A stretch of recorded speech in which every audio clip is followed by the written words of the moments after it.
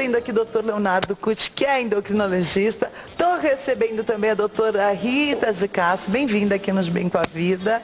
Bom dia. O Babington e a Ana Carolina, que hoje vão falar um pouquinho sobre a perda de peso. Bom dia, bem-vindos aqui no programa. Bom dia.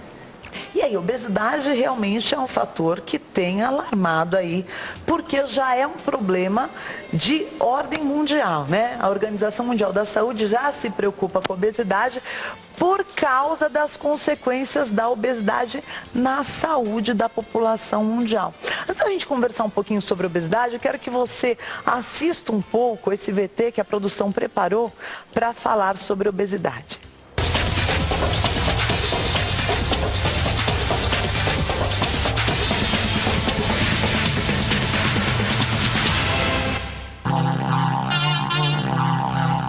A taxa de obesidade bateu recorde histórico no país. Estudo do Ministério da Saúde, divulgado em 2012, mostra que o índice alcançou a marca de 15,8% da população, cerca de 30 milhões de pessoas. Em 2010, a porcentagem marcava 15% e em 2006 a porcentagem era de 11,4%. O índice de obesidade entre as mulheres é de 16% e entre os homens a marca chega a 15,7%. Quando os números da balança estão em desacordo com a altura, conhecido como índice de massa corpórea, o IMC, esta condição aproxima o risco de doenças crônicas, como diabetes, hipertensão e problemas cardiovasculares, e afeta quase metade da população do país. O número cresce em média 1 ponto percentual ao ano. O problema começa cedo, revela o estudo. Na faixa dos 18 anos a 24 anos, 29,4% já estão acima do peso. Entre elas, 45% apresentam o IMC alto. A má alimentação e o sedentarismo têm elevado o índice de obesidade no Brasil de forma cada vez mais rápida. A prevenção ainda é o melhor caminho para evitar o aumento de peso. Por isso, a mudança de hábitos alimentares desde a infância é a recomendação principal para que as crianças não sejam os obesos do futuro.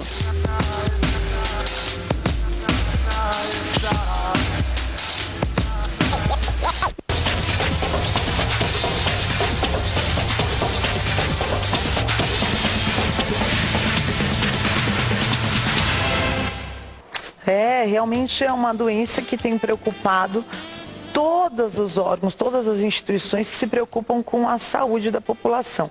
Agora, minha pergunta é o seguinte: como num país onde, alguns anos atrás, foi anunciado em números oficiais que mais de 44 milhões de brasileiros passavam fome, nós temos na contramão um dado como esse, da população brasileira ser a segunda maior população mundial em obesos. Como que isso convive no mesmo país? Me explica um pouquinho sobre isso, doutor. Como é que isso funciona dentro da nossa realidade brasileira? Então, no passado, nós tínhamos muitas crianças desnutridas, inclusive adultos. Hoje em dia, nós vemos algumas pessoas que elas já têm um quadro de obesidade, devido à falta de atividade física. Mas no passado, a gente está falando de menos de 2 anos atrás? Não, menos de 20, 15 anos. Eu lembro quando me formei, fiz a faculdade, a gente falava muito de desnutrição. Hoje em dia, o que a gente mais fala é de obesidade. Por quê? A diminuição da atividade física, a falta de prática esportiva e a alimentação, basicamente, muito refinada e o consumo de frituras e alimentos saturados estão causando o aumento do peso. Hoje a gente vê crianças por volta de 3 a 5 anos que chegam no consultório com exame de colesterol maior do que dos adultos. 3 a 5 anos. E aí, responsabilidade total dos pais. Correto. A educação alimentar começa desde pequenininho, na escola, família, isso é muito importante, porque uma criança que não aprende de pequenininha a comer, na fase adulta fica muito mais difícil. E entre outros fatores, hoje a alimentação muitas vezes, alguns problemas psicológicos, algumas coisas que as pessoas não conseguem resolver na sua vida pessoal, elas acabam comendo, né? Agora, doutor Leonardo, comer, parar de comer, se reeducar, não é uma tarefa fácil para ninguém. né? Tudo isso envolve muito hábito, né? Tá. Então a gente precisa mudar o hábito das pessoas, com certeza é uma coisa muito complicada e que demora tempo, né? Então, esse assunto a gente sabe que até na população de baixa renda, o índice de obesidade é maior, É maior. do que na população Então, de por que classe. isso? Porque é a alimentação inadequada, né? Alimentação muito baseada em carboidrato, que tem um poder de engordar muito alto, alimentos ricos em gorduras. Então, nessa população, o índice de obesidade aumentou muito nos últimos anos. Nos últimos anos. E é a população que, teoricamente, estaria desfavorecida, não teria tanto acesso a, vamos dizer, o carrinho de compra menos favorecido do que a população de alta renda. É falta de consciência, então, doutor, na tua opinião? Não, acho que é uma falta acho que tem da parte do governo também eles têm que ter uma campanha de educação, de baixar preço dos alimentos aí que são mais saudáveis, taxar os alimentos mais calóricos. Tem um movimento que pede a taxação alta nos refrigerantes, que são um dos grandes vilões para esse aumento na obesidade, né? Daqui a pouco a gente vai falar sobre o refrigerante, mas eu quero saber aqui da Ana Carolina e do Babi. Então a Ana Carolina é fisioterapeuta, querida, e o Babi tem estudante. Eu quero saber se vocês gostam de refrigerante.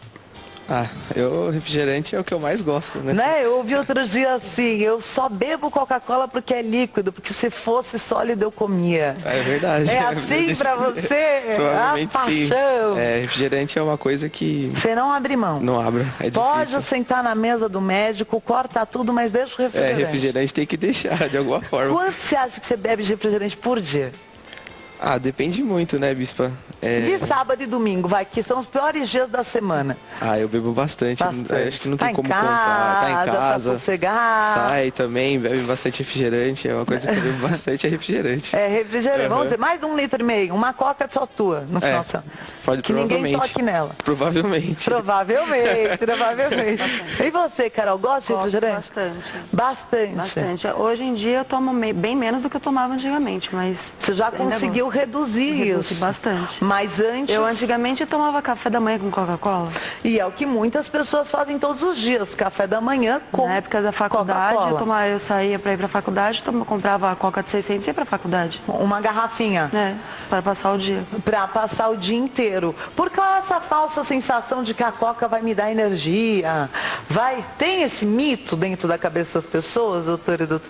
Então, o consumo de Coca-Cola, ele tem uma quantidade alta de carboidratos. E açúcar é o açúcar, né? Esse açúcar vai cair na corrente sanguínea e a pessoa vai ter aquela sensação que ela está saciada. O que acontece, muitas vezes, que você fez a pergunta, na fase que tem um poder aquisitivo menor, muitas vezes o que ela recebe é um valor que não é suficiente para ela pagar suas contas. E o ticket de refeição ou a marmita, que às vezes ela acaba deixando de levar, ou até mesmo o ticket é utilizado para fazer uma compra em casa, ela na hora do almoço, ela acaba consumindo um salgadinho ou um refrigerante. Às vezes, não é nem por questão que ela não tem o entendimento, muitas vezes é questão financeira. Então, a questão do entendimento e a questão financeira são dois fatos ali muito importantes na obesidade. Agora, porque se a pessoa fizer uma marmita, um arroz, feijão, uma mistura e uma porção de legumes, está correta? Correto. E ela não vai pesar tanto no orçamento no final do mês? Não, mas tem algumas pessoas que preferem, né, economizar aquele dinheiro, enfim, elas acham que está Tem uma falsa sensação de economia porque ela vai gastar com a hipertensão, com a diabetes e a obesidade. Pode causar câncer, doutor? Bom, assim, a obesidade está ligada a várias doenças, né? Então, a pessoa que está obesa tem mais risco de hipertensão, de diabetes, problemas de coração, problemas no fígado, apneia do sono. Então, assim, câncer não existe uma ligação direta, assim, com a obesidade, né?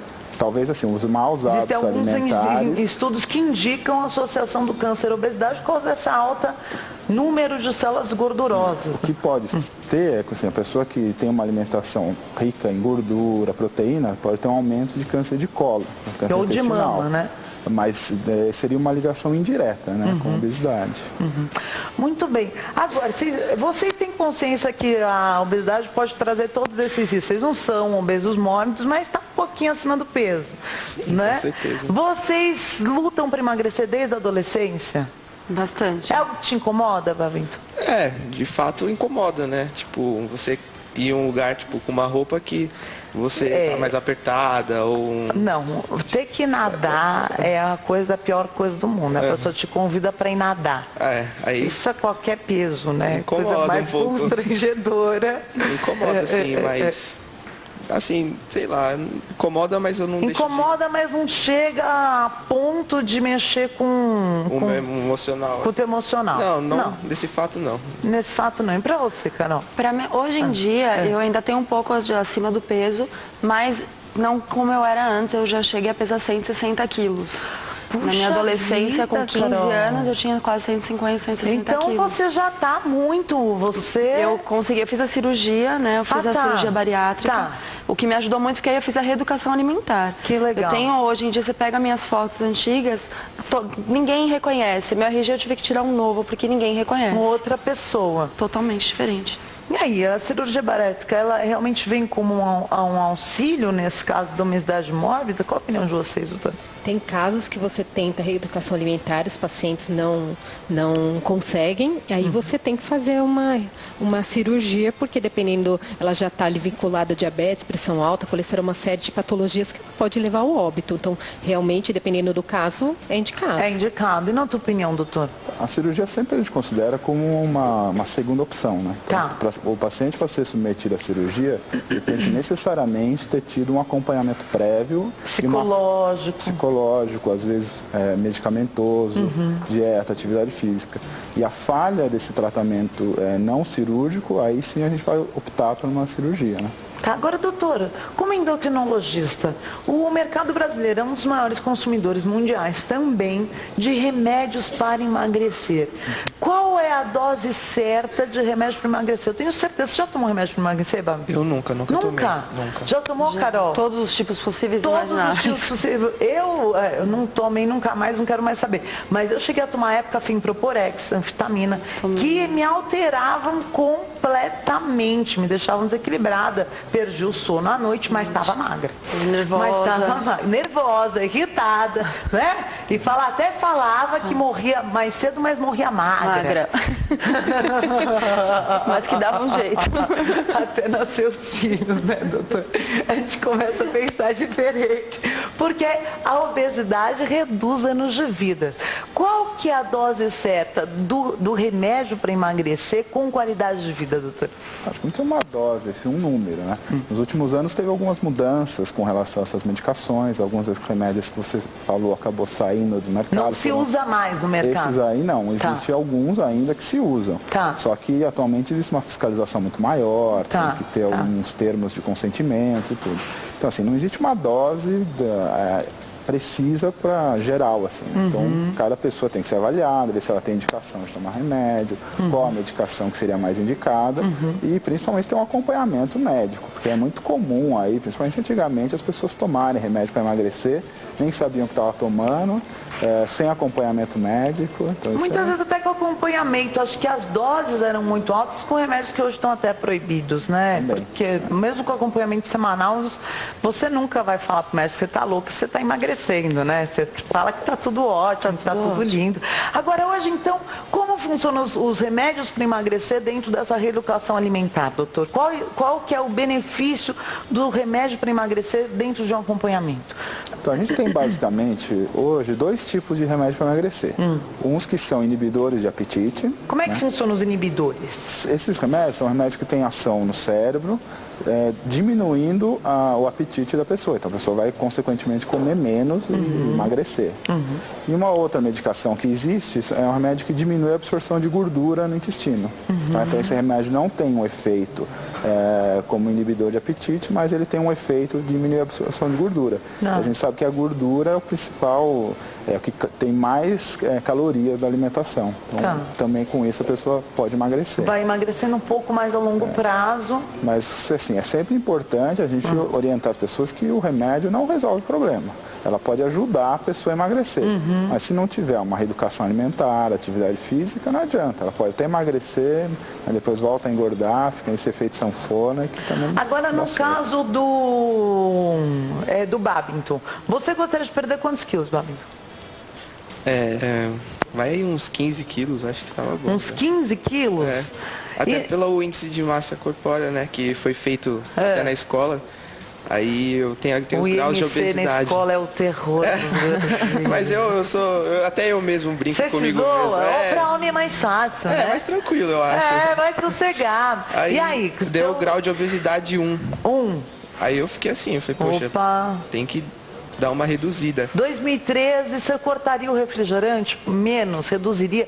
Porque o refrigerante acaba ocupando o lugar de uma outra bebida que poderia ser saudável. Um suco, uma água, um chá. Sim, posso até me esforçar, mas é difícil. É difícil. O refrigerante acho que é o que mais... Teria que ser um jejum consagrado a Deus. Isso, jejum, aí jejum eu consigo.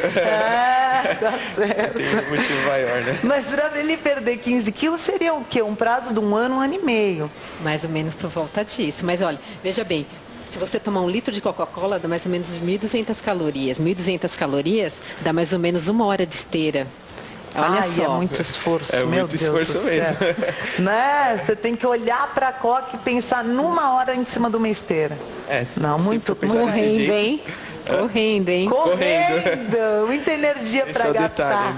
Fica aquela energia acumulada. Se ele entrar numa reeducação alimentar, em média de um ano e meio, ele consegue estar no peso ideal dele? Consegue, se ele fizer realmente o plano alimentar dele e principalmente se ele fizer uma atividade física, vai ajudar muito. Em um ano ele consegue chegar no peso dele, sim.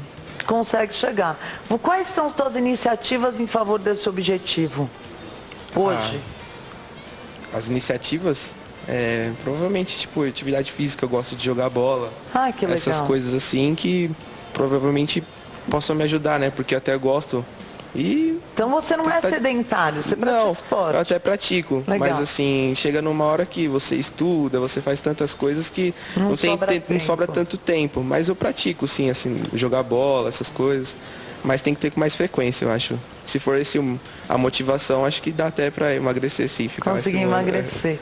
E para você, Carol, quais são os caminhos aí que você encontra? Eu, assim, como trabalho, os horários são meio confusos, eu não consigo praticar, por exemplo, diariamente, não consigo ir para uma academia certinho como eu gostaria. Eu tenho a esteira em casa, eu faço de vez em quando, mas é aquele esporádico, quando dá tempo. Mas como eu trabalho de pé, sobe, desce escada, em vez de pegar elevador, eu subo escada, eu desço escada. Eu, às vezes eu desço, que nem quando venho aqui pra Lins, desce do metrô a pé pra cá. Quando vai pra igreja. Vai pra igreja. Tá. Quantas vezes a gente saía do curso aqui no CEA e ia pro hall a pé? Ótimo. Várias vezes.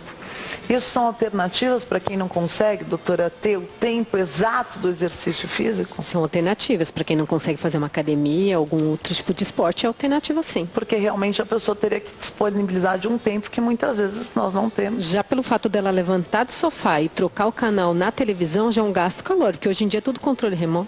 Só o fato de abolir o controle remoto já vai ajudar bastante. Ajuda, não vai resolver o problema, mas é um gasto energético maior. Então, porque hoje ela está consumindo, só consumindo ela consome mais calorias do que ela precisa. E esse é o segredo básico do emagrecimento. Tem que gastar mais do que... Hoje em dia a gente tem controle remoto, a gente não sobe mais o vidro do carro, a gente sobe de elevador. Então, são N atividades... É a única área da vida que você pode gastar à vontade, que são as calorias. Gasta sem medo de ser feliz, né? Com certeza. Não economiza caloria. Muito bem, obrigada, doutora Rita de Cássia, aqui hoje nos Bem com a Vida. Os contatos para quem quiser já entrar na Operação 2013, doutora. É o 2091 5041 e 2091 5014. Doutor Leonardo Tussi, obrigada pela presença aqui nos Bem com a Vida. Os contatos, doutor, para quem quiser também ajuda, né, dos remédios dentro de um acompanhamento para que consiga alcançar esse objetivo, né? O telefone é 3088-9333. 3088-9333.